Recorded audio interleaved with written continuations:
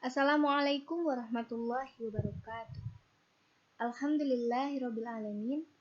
Wassalatu wassalamu ala asrafil anbiya'i wal mursalin wa ala alihi wa sahbihi ajma'in. Amma ba'd. Pertama dan yang paling utama, marilah kita panjatkan puja dan puji syukur kehadirat Allah Subhanahu wa taala yang telah memberikan kita nikmat dan kesempatan sehingga kita bisa berkumpul di tempat yang penuh berkah ini untuk menuntut ilmu. Salawat serta salam tak lupa kita curahkan kepada junjungan kita Nabi besar Muhammad SAW beserta para keluarga dan para sahabatnya. Yang terhormat, dosen pengampu mata kuliah Fikih 2, Bapak Fakhruddin Muflis, dan teman-temanku yang saya sayangi. Saya, Safa Aditya Rahmawati, sebagai mahasiswa dari Prodi Pendidikan Agama Islam, ingin menjelaskan mengenai ariyah atau pinjam meminjam.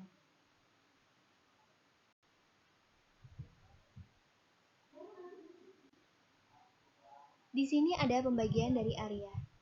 Yang pertama, ada definisi ariyah. Kedua, ada dasar hukum. Ketiga, ada rukun. Keempat, ada syarat. Dan yang kelima, ada hukum akad ariyah. Definisi ariyah.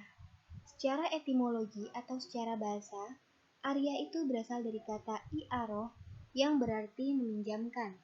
Sedangkan secara istilah atau terminologi, ariyah ini dibagi menjadi dua pendapat. Yang pertama, pendapat dari ulama Hanafiyah dan Malikiyah. Beliau-beliau ini menyatakan bahwa ariyah adalah menyerahkan kepemilikan manfaat atau suatu benda pada waktu tertentu tanpa adanya imbalan. Hanafiyah dan Malikiyah menganggap bahwa ariyah adalah penyerahan kepemilikan hak guna suatu benda dalam jangka waktu tertentu. Itu artinya, peminjam barang selama jangka waktu pinjaman berhak untuk meminjamkan atau menyewakan barang pinjamannya kepada pihak lain tanpa seizin dari pemilik barang, sebab dia dianggap memiliki hak guna dari barang tersebut. Kemudian pendapat yang kedua itu dari ulama Syafi'iyah, Hanabilah, dan Zohiriyah. Mereka menyatakan bahwa ariyah adalah izin menggunakan barang yang halal dimanfaatkan, di mana barang tersebut tetap dengan wujudnya, tanpa disertai dengan imbalan. Ulama Syafi'iyah, Hanabilah, dan Zohiriyah memandang bahwa ariyah hanya sebatas memberikan izin untuk menggunakan barang, bukan memiliki hak guna dari barang tersebut. Sehingga, peminjam tidak boleh meminjamkan atau menyewakannya kepada pihak lain tanpa seizin dari pemilik barang. Kemudian ini ada dasar hukum ariyah. Dasar hukum ariyah itu ada yang berdasarkan Al-Quran dan Al-Hadis. Al-Quran yang pertama itu dari surat Al-Maidah ayat 2. A'udzubillahi minasyaitonirrajim. Wa ta'awanu 'alal birri wat taqwa. Dan tolong menolonglah kamu dalam kebajikan dan takwa. Kemudian ada juga dalam surat Al-Ma'un ayat 7. A'udzubillahi minasyaitonirrajim wa yamna'unal ma'un. Dan enggan menolong dengan barang yang berguna. Kemudian di sini ada hadis berdasarkan sabda Rasulullah SAW yang artinya bahkan pinjaman yang dijamin. Sabda tersebut ditujukan Rasulullah kepada Safwan bin Umayyah saat beliau meminjam baju besinya, di mana Safwan bertanya, "Apakah ini perampasan wahai Muhammad?" Rasulullah SAW menjawab, sebagaimana tertera dalam hadis di atas. Kemudian ada rukun ariyah. Rukun ariyah ini ada 5. Pertama, adanya mu'ir. Mu'ir ialah orang yang meminjamkan barang. Yang kedua, adanya musta'ir. Musta'ir ialah orang yang meminjam barang. Dan yang ketiga, adanya musta'ar. Musta'ar ialah barang yang akan dipinjamkan. Terus yang keempat, adanya batas waktu pengembalian. Pada hakikatnya, pinjam-meminjam adalah tanggung jawab bersama dan saling percaya. Sehingga apabila terjadi suatu kerusakan atau keadaan yang harus mengeluarkan biaya, maka ini menjadi tanggung jawab peminjam. Dan yang terakhir yaitu adanya sigoh. Adanya sigoh, ijab dan kabul itu merupakan bahasa interaksi atau ucapan rela dan suka atas pemanfaatan barang yang dipinjam. Kemudian di sini ada syarat-syarat ariyah.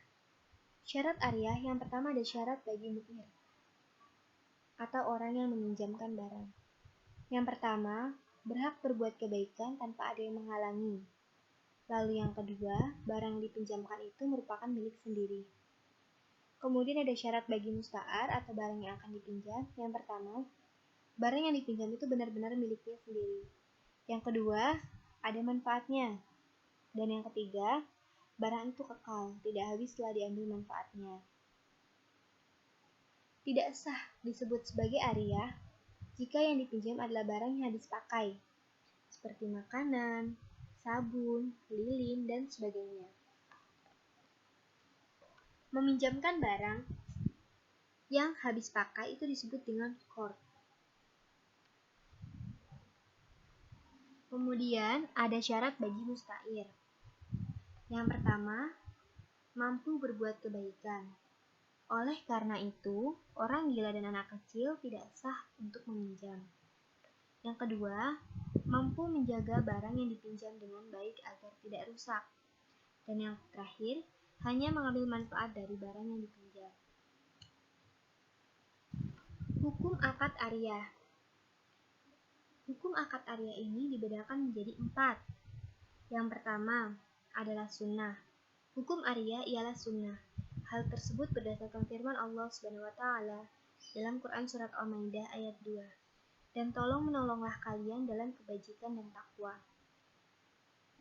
Meminjamkan barang, hukumnya itu sunnah jika peminjam atau musta'ir merasakan manfaat dari barang pinjaman tersebut dan tidak menimbulkan mudarat bagi para pemilik barang atau mu'ir. Ditambah, peminjam tidak menggunakan pinjamannya untuk tujuan maksiat atau hal-hal yang makruh. Kemudian yang kedua itu adalah wajib. Meminjamkan barang juga bisa menjadi wajib jika peminjamnya dalam keadaan darurat, sedangkan pemilik barang tidak mendapatkan kemudaratan jika meminjamkannya. Contohnya, pada saat cuaca dingin, ada orang yang hanya memakai pakaian seadanya, sehingga merasakan kedinginan. Maka, jika ada orang yang bisa meminjamkan baju untuknya, maka hukumnya menjadi wajib, karena orang tersebut bisa saja meninggal atau terkena penyakit seandainya tidak dipinjami baju. Kemudian yang ketiga, yaitu hukumnya makruh. Menurut Hanafiyah dan Syafi'iyah, pinjam-meminjam hukumnya bisa menjadi makruh jika berdampak pada hal yang makruh, seperti meminjamkan hamba sahaya untuk bekerja kepada orang kafir. Kemudian yang keempat adalah haram. Arya juga bisa menjadi haram jika berdampak pada perbuatan yang dilarang, seperti meminjamkan senjata untuk membunuh orang, atau meminjamkan kendaraan untuk melakukan maksiat.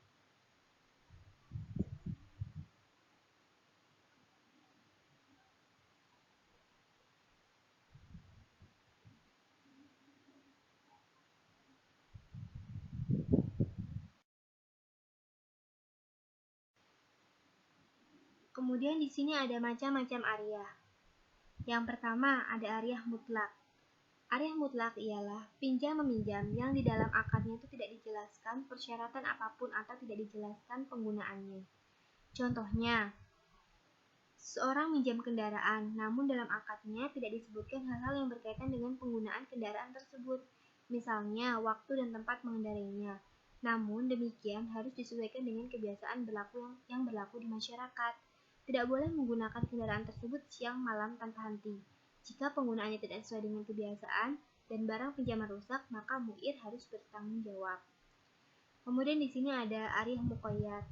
Ariyah muqayyad ialah meminjamkan suatu barang yang dibatasi dari segi waktu dan kemanfaatannya, baik disyaratkan pada keduanya maupun salah satunya. Dengan demikian, jika pemilik barang mensyaratkan pembatasan tersebut, berarti tidak ada pilihan lain bagi pihak peminjam kecuali mentaatinya. Ariyah ini biasanya berlaku pada objek yang berharta, sehingga untuk mengadakan pinjam-meminjam memerlukan adanya syarat tertentu. Pembatasan bisa tidak berlaku apabila menyebabkan musta'ir tidak dapat mengambil manfaat karena adanya syarat keterbatasan tersebut. Syukron, terima kasih telah menonton video ini, semoga bermanfaat. Wassalamualaikum warahmatullahi wabarakatuh.